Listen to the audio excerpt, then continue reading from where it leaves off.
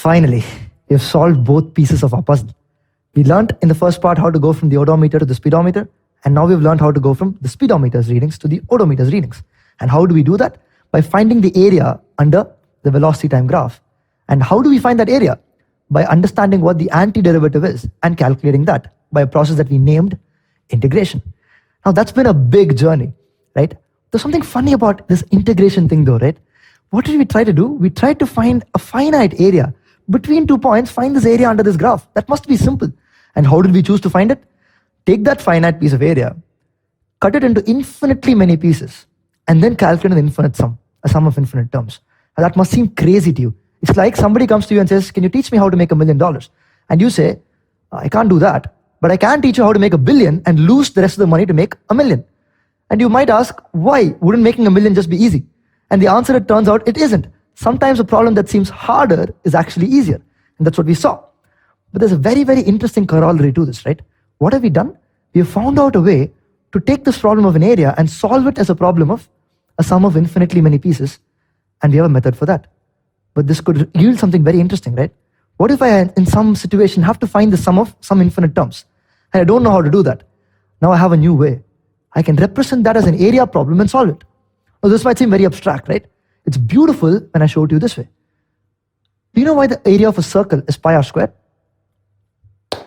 You might have been taught that the circumference is 2 pi r, the area is pi r squared. We remembered all of these, right? If I'd asked you why the area of a rectangle is L into B, you might have some intuition for it. You'll imagine L strips of length B being placed next to each other. But what about the area of a circle? Now we are going to see a method to try and calculate the area of a circle.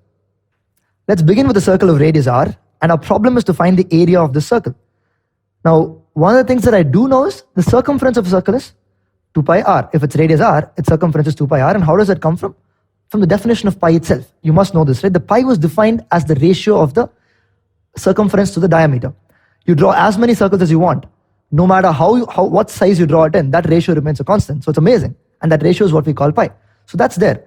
So using that, assuming we know that, we want to find the area of this circle. Now, one of the interesting ways to visualize a circle is to look at it as many, many, many thin concentric rings, right? So you're looking at it as many, many such rings. Then you know that if you add up the areas of all those rings, you get the final circle. So let's say that each of those rings is of thickness dx. So you've cut it into such pieces. So the dx is just a way for you to say, I'm considering some very, very small thickness. And now what you say is, I will take all those areas and add them, but I don't know how to do that. So let's see if we can make it something interesting. Let me consider a random circle somewhere in the beginning, some ring, which is at a distance x from that origin. Now that circle's circumference is going to be 2 pi x, right? And its thickness is going to be dx. So the ring's thickness is going to be dx. Now you want to find out the area of this small piece. Now here you're going to do a little bit of clever thinking. You're going to say that that ring is extremely thin. So if I cut that ring and take it out alone, then the area of that rectangle will be, the length of that would have been 2 pi x, and that width would have been dx. So the area of this thin ring is going to be 2 pi x dx, and that will be a decent approximation that you make, right? It's not wrong. So some general ring at a distance x has a area of 2 pi x into dx. Now what do you have here? A sum, right? We'll write it as a normal s itself to denote the sum, and write 2 pi x into dx, where x varies from 0 to r, right? This x can be anywhere between 0 and r. So that's your term.